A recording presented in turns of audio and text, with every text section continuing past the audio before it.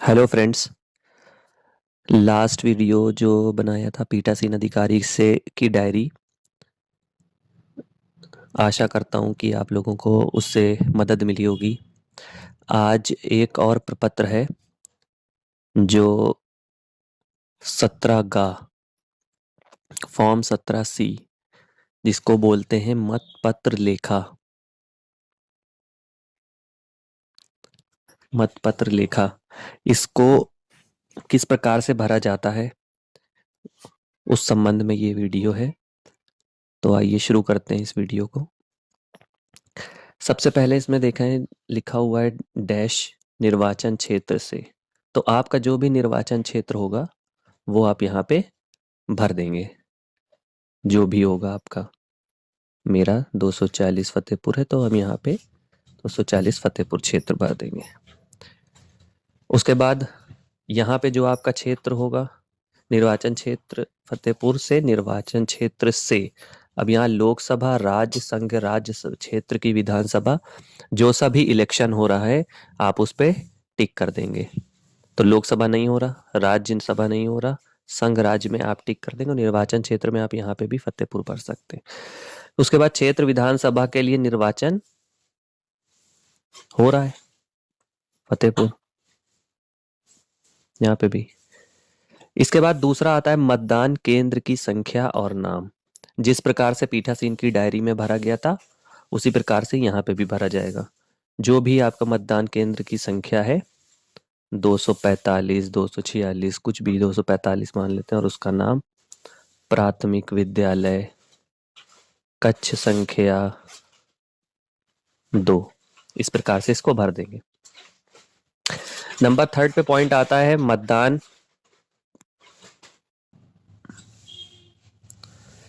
Number 3 पे आता है हमारा मतदान केंद्र पर प्रयुक्त वोटिंग मशीन की पहचान संख्या।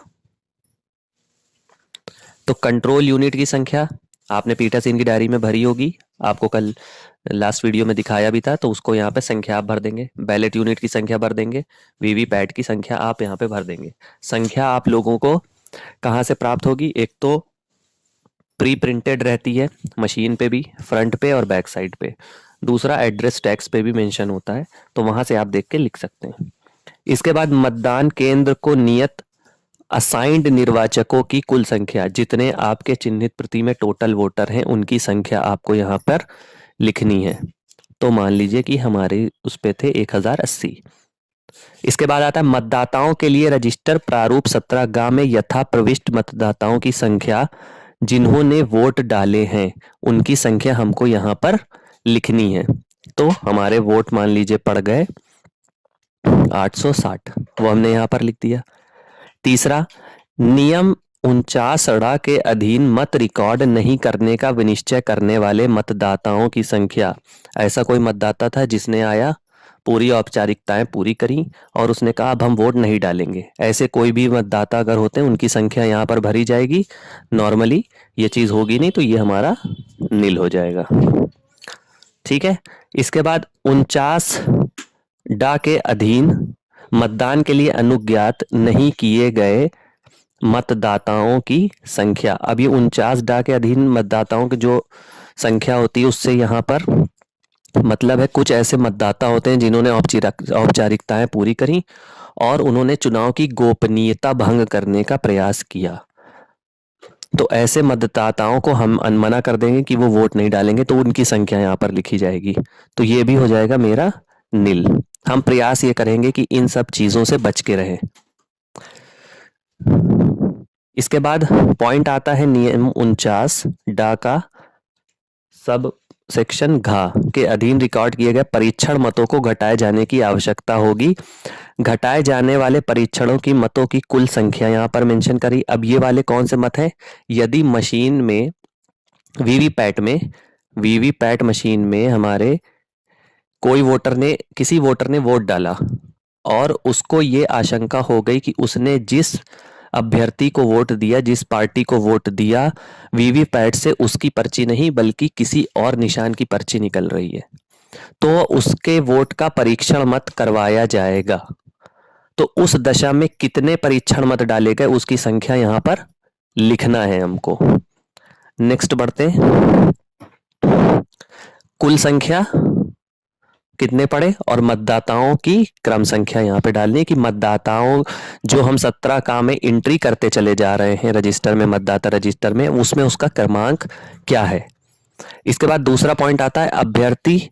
नॉर्मली ये सारी सिचुएशंस हमारी नील रहेंगी, फिर भी आपको बता दे रहा हूं।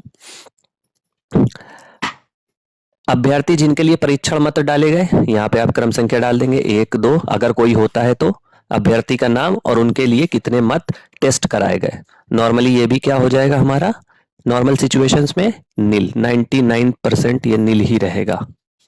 मशीन खराब होने की संभावना कम होती है।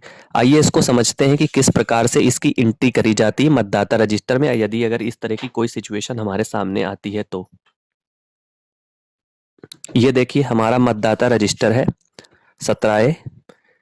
यहां पे आप देख सकते हैं कि एक कैंडिडेट 3rd नंबर पे जिसका 345 क्रमांक संख्या था, एपिक से इसने वोट डाला और यहां पर साइन करें। इसके बाद इसको डाउट हो गया कि इसने जिस पार्टी को वोट दिया था वो वोट किसी और पार्टी को गया, वहां से वीवीपैट में निशान कुछ अलग आया, तो इसको टेस्ट वोट हमने दोबारा डलवाया 4थे सीरियल नंबर पे सेम एपिक से और इसके साइन। और आगे हमने रिमार्क में देखिए क्या लिखा है, test vote to candidate number 2, परीक्षण मत कैंडिडेट नंबर 2 को डलवाया गया। इस प्रकार से ये एंट्री करना है हमको फॉर्म 17A में, जो कि होता है मतदाता रजिस्टर P2 के पास रहता है। ठीक है, आइए आगे बढ़ते हैं फॉर्म में। इसके बाद वोटिंग मशीन के अनुसार रिकॉर्ड किए गए मतों की कुल संख्या, जो आपके 17 काम में होंगे उससे मिलान होनी चाहिए वो संख्या। और आपके 17 काम में कितनी संख्या थी, 860, ये हो गई 860। ठीक है, इसके बाद 7वां पॉइंट इंपॉर्टेंट है, क्या मद 6 के सामने यथादर्शित मतों की कुल संख्या मद 2 के सामने यथादर्शित मतों की कुल संख्या माइनस मद 3 के सामने यथादर्शित मद रिकॉर्ड करने का निश्चय न करने वाली संख्या माइनस मद 4। इसका मतलब यह है कि जो आपने यहां पे संख्या लिखी है और यहां पे संख्या लिखी है, यहां पे लिखी है, उन तीनों को माइनस करने के बाद जो रिजल्ट आ रहा है वो यहां वाले रिजल्ट से मैच कर रहा है कि नहीं। मतलब पॉइंट नंबर 2 -3 -4 में जो संख्या आएगी वो इससे मैच होनी चाहिए। तो देखिए यहाँ पे 860 -0 कितना आ गया, 860, तो हमारी मैच हो रही है।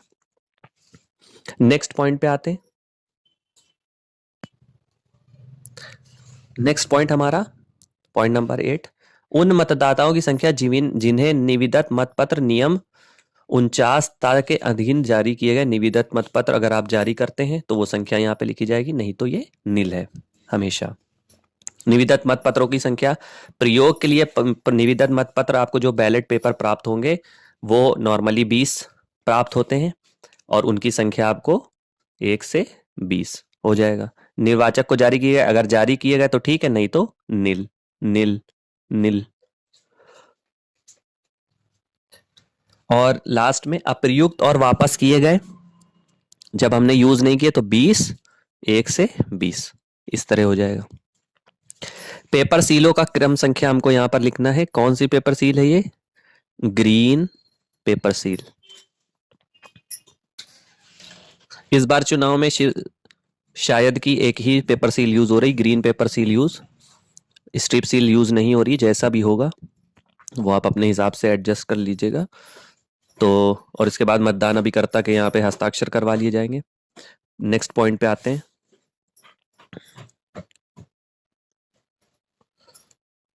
प्रदाय की गई पेपर की सील की कुल संख्या, कितनी संख्या में आपको प्राप्त हुई है वो आप यहां पर लिख देंगे 4।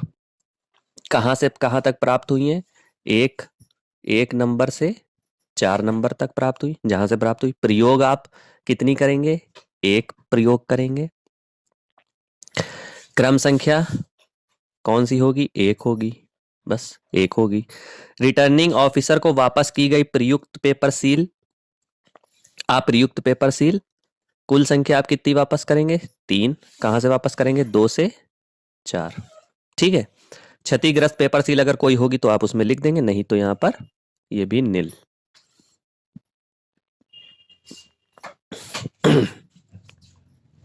ओके, ये सब नील हो जाएगा नहीं तो आपका। इसके बाद आप तिथि यहां पर डाल देंगे, जो भी आपकी डेट है, और स्थान आप डाल देंगे अपना प्लेस, पीठासीन अधिकारी के हस्ताक्षर जो भी होंगे, और यहाँ पर केंद्र संख्या। तो इस प्रकार से ये फॉर्म 17C आपका भरा जाएगा। इसका एक भाग 2 होता है, मतगणना का परिणाम, जो चुनाव में नहीं काउंटिंग के वक्त काम आता है। तो ये काउंटिंग के स्टेज पे भरा जाता है, इससे हमको कोई भी मतलब नहीं है। हमको सिर्फ इसके 2 पेज या 3 पेज ही भरने हैं, जहां पर यह पेपर सील का लेखा और साइन हुए, यहां से फॉर्म खत्म हो जाता है। ओके,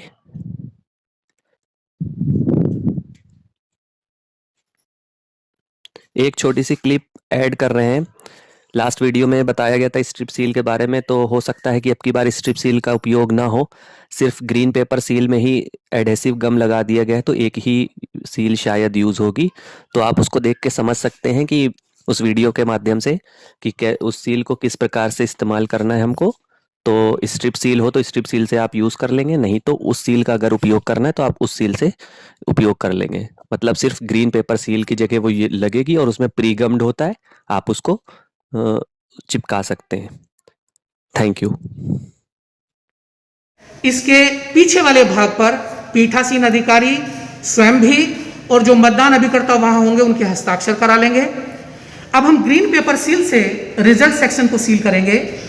सील करने के लिए जो ग्रीन पेपर है उसे ऊपर रखेंगे, ग्रीन भाग, और हम इसके दोनों खांचों में से, रिजल्ट सेक्शन के दोनों खांचों में से इसको निकालेंगे, ग्रीन पेपर सील को।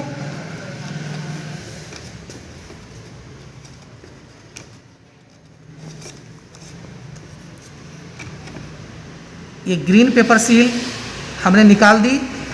ये ग्रीन पेपर सील हमें इस तरह से फिक्स करनी है कि ऊपर जहां रिजल्ट है वहां में ग्रीन भाग शो होगा और जो प्रिंट लिखा हुआ है वहां पर पिंक भाग शो होगा।